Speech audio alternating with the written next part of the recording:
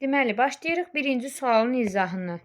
Birinci sualda deyir ki, əbob 24-72 üstə gələk əbob 25-75. Bilirik ki, əgər ədədlərdən biri digərinə bölünürsə, əbob bu ədədlərdən kiçiyinə bərabərdir. Görürsünüz ki, 24 72-yə bölünür. Deməli, burada əbob nəyə bərabərdir? 24-ə.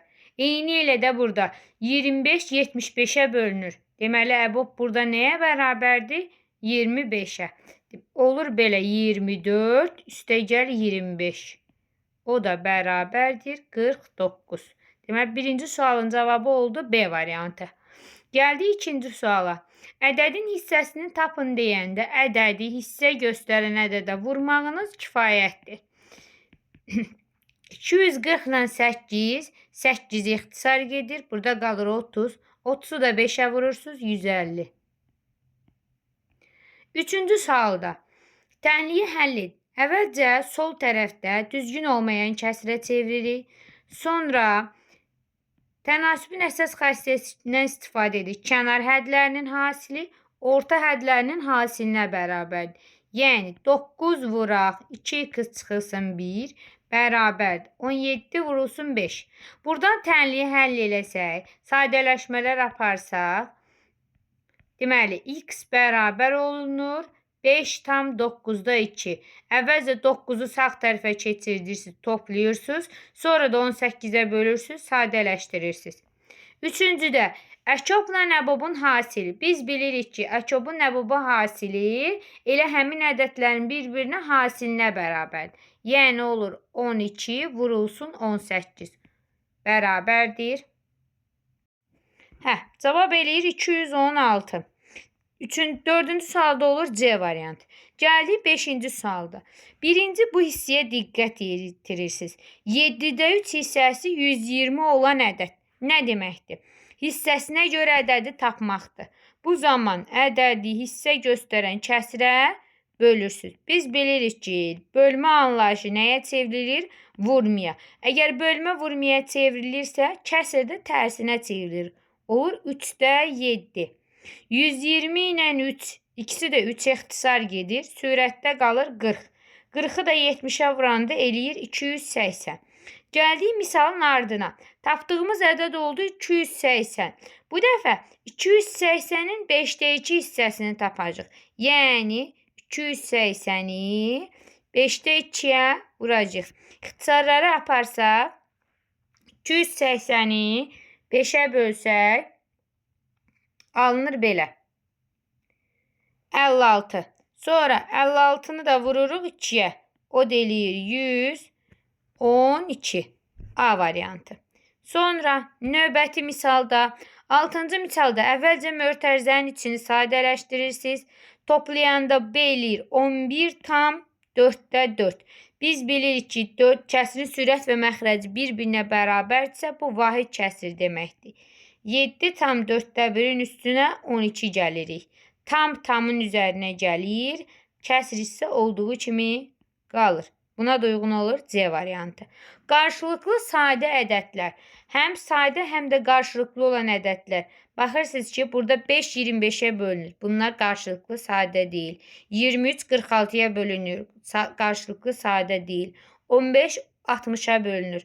Amma 19 ilə 13 hər ikisi sadədir və bir-birindən qarşılıqlı sadədir. Gəldik 28-ci suala. Deyir ki, avtomobil 25 kilometr yolu 4 litr benzin sərf eləyir. Bəs 600 kilometr yola neçə litr benzin sərf eləyir? Burada düz asılılıqdır. Hardan bilirik? Görürsünüz, yolun uzunluğu artdıqca ona sərf olunan benzinin də miqdarı artır. Ona görə buradan x'i tapanda x işarəsi kimi vururuq. Sadələşdirəndə 600'ü vurursunuz 4'ə, bölürsünüz 25'ə. O da eləyir belə 1200 bölünsün 25 48. Sonra yenə tənliyi həll edin. Burada yenə iki nisbətin bərabərliyinə tənasübü xassəsindən istifadə edirik. 3'ü vururuq 2x çıxılsın 7'yə. 5'i vururuq x çıxılsın 3'ə. 6x çıxılsın 21. 5x çıxılsın 15. X-ləri bir tərəfə, ədədləri bir tərəfə yığıb sadələşdirsək, olur belə. 6x çıxılsın 5x, 21 çıxılsın 15. Buradan da x bərabər olur 6-ya. Gəldik 30-cu suala. Biz bilirik ki, əgər əkobun əbaba nisbətindən söhbət gedirsə, bu konkret düsturda bunu bir C ədədinə bərabər eləyirlər. C nə idi? C ədədlərin ortaq olmayan sayda vuruqlarının hasili idi. Bunu açıb sayda vuruqların hasili şəklində yazsaq, olur 60 bərabərdir. 2-nin kvadratı vurulsun 3 vurulsun 5. Əbub 128-i yazsaq, 128 2-nin üstündə 7-dir. Görürsünüz, bunların ortaq olan vuruğu 2 üstündə 5-dir. Ortaq olmayan vuruqları isə 2 üstündə 5 vurulsun 3 vurulsun 5-dir. O da 32 vurulsun 15 deməkdir. 32-ni 15-ə vuranda eləyir 480. Sonra tənliyi həll edin. Əvvəlcə x-i tapırsınız. 1726-nın üstünə 7095 gəlirsiniz. Buradan x bərabər olur 8000. Deməli, 7095-in üzərinə gəlirik. 1726. 8821 eləyir. Və deyir ki, bu alınan ədədi yüzlüklərə qədər yuvarlaqlaşdırın. Yüzlük mərtəbəsində 8 dayanır. 8-dən sonra 2 gəldiyinə görə artmır. Sadəcə özündən sonraki rəqəmlər 0-dan əvəz olunur. Sonra Cəfərin 9 uşağı var. Uşaqlar arasında yaş fərqi 3 ildir. Yəni uşaqlar bir-birindən 3 yaş böyükdülər. Ən böyük uşağın 28 yaşı varsa, ən kiçik uşağın neçə yaşı var? Deməli, Cəfərin 9 uşağı varsa, birinci ən böyük uşağın birinin yaşı 28-dir. Yerdə 8 dənə uşaq qaldı. Bu 8 dənə uşağın bir-birindən yaş fərqi 8-i vururam 3-ə, eləyir 24. Bizə deyir ki, böyük uşaqla ən kiçik uşağın yaşı nə qədərdir? 28-dən bu yaş fərqini çıxanda ən kiçik uşağın yaşı olur nə? 4 yaş. Bir də deyirəm, böyük uşağı kənara qoyursunuz. Yerdə qalan 8 uşaq böyük uşaqdan 3 yaş kiçik olmaq şərtindən azala-azala gəlir. 8-i vurursunuz 3-ə, eləyir 24. Deməli, onların arasında yaş fərqi 24 yaşdır. Böyük uşaqla ən kiçik uşağın yaşının arasındakı fərq 24 yaşdır. 28-dən də 24 çıxanda tapırıq ki, balaca uşağın yaşı 4 yaşdır. Burada əvvəlcə müsbət olan ədədləri toplayırsınız. 656. Sonra da ondan 512-ni çıxırsınız. O deyilir 144. A variantı. Ədədin faizini tapın. Ədədin faizini tapanda faiz göstərən ədədə vurub 100%-ə bölməyiniz kifayətdir. Burada sadələşdirmələr aparanda olur 256 bölünsün 4. O deyilir 64. Yəni A variantı. Sonra gəldik 35-ci suala.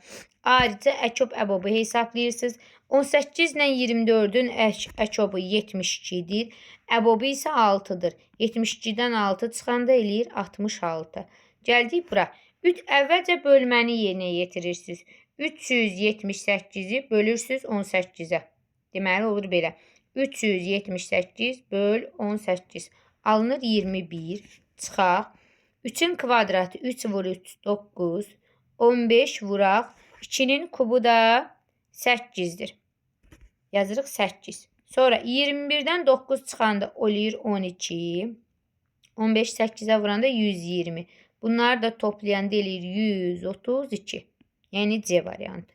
Hesablama. Əvvəlcə mötərizənin içində toplamanı yerinə yetirirsiniz. 0,8. Sonra 0,8-dən 0,3 çıxırsınız. Alınır 0,5. Onu da vurursunuz 256-ya. Kənarda vurma eləmək istəmirsinizsə 0,5 2-də 1 deməkdir. 256-nı 2-yə bölməyiniz də kifayət olur. O deyir nə? 128. Gəldik bu 38-ci suala. 38-ci sualda Hamısını ortaq məxrəcə gətiririk. Bu ədədlər üçün ortaq məxrəc hamısı üçün 24-dür. Deməli olur belə 2 tam 24-də 3 çıxaq. Əvvəlcə mötərizənin içini hesablayaq.